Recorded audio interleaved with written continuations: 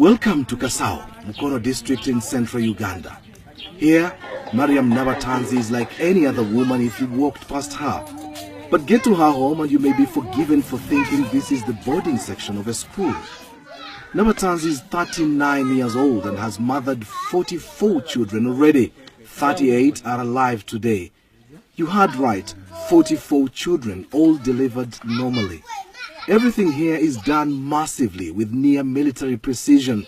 22 kilograms of maize or corn flour, 7 kilograms of beans, 2.5 kilograms of sugar. That's the daily feed for this humongous family. I lost count of how many breads they ate. I'm in the middle of a huge operation, feeding operation. It's like a military operation. Feeding bread and porridge, that is for breakfast, to 24 kids out of the 38. It's just unbelievable. I can't tell who is who. I just wonder how the mom does it. They've just finished now, just been serving bread and porridge, and some guys were coming back for a second take. Their mom could recognize and say, you just come for a double, but some would actually get away with it. It's quite an interesting, extraordinary family, I should say. Question is, how did this all begin for Nabatanzi? First, she was married off too young, aged 13, and started having children immediately. In my heart, I wish to have 6 children. I gave birth 4 times, and on each occasion, I had twins. 8 children were more than what I had bargained for. I went to hospital to ask the doctors to stop me from having babies. The doctors carried out tests and said it would be risking my life if they stopped me. I was too fertile to stop. I went back home and conceived quintuplets. 5 children at once and then 2 times more. With 23 kids, I thought it was too much and I went back to hospital, but the doctors said they couldn't stop me without risking death. I was pretty healthy, having natural births. Gynecologists say it's possible to be this fertile, although not commonplace. But once you have these many children, my question then is, how hard is it to name these children? We both break into a bout of laughter. We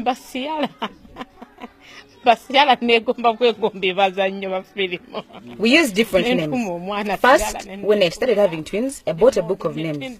So I'd pick names from there. Then my husband is Catholic and I'm Muslim.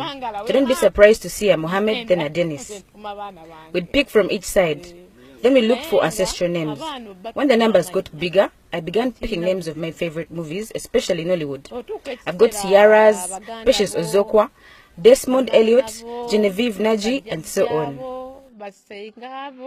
When you hear this kind of story, you must be wondering where the man responsible for all this procreation is.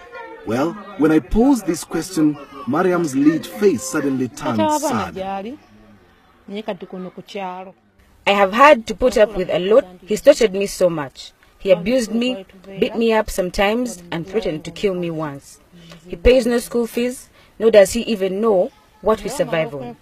Unashamedly, he comes and eats what he didn't leave home. He's not part of these children's lives. Where we are now, I bought with my own money and from doing little jobs here and there. He was in utter shock to learn I'd bought and built this place. Her biggest challenge is looking after these children with an absentee father, foremost of which is school fees and feeding the children. 14 of her children are in primary school, where she has to pay more than 5 million shillings in school dues per term. This is equivalent to around $1,500. Another 10 children are in secondary school. Some have been forced to drop out of school as the bill spirals out of control. Her dream is to educate all her children so that they may get a better life, not like what she's been through. To fund all this, she learned many skills including cake making, bricklaying, decorations, tailoring, cooking, and herbal medicine. She hates having to beg. There's no end to Mariam Nabatanzi's story. It's powerful, it's captivating. Yet somehow, I have to find a way to say goodbye. So what's her message? Abazadde abakyayina emitima egitunda abaana baabwe bakikomye. My message is mainly to parents. Stop selling your children through early marriages. We suffer too much while losing out on parental love that can never be recovered.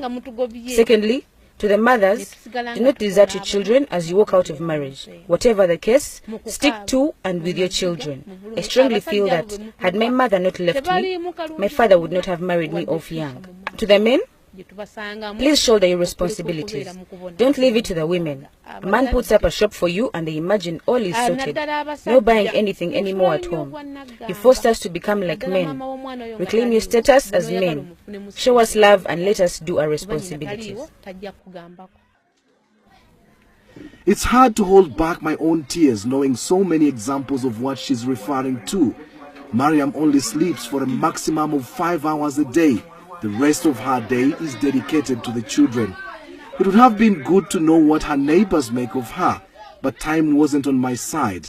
But don't be surprised if she's declared the woman with the most number of children in the world from one man. Kasim Kaira, Azam News, Kasao, Uganda.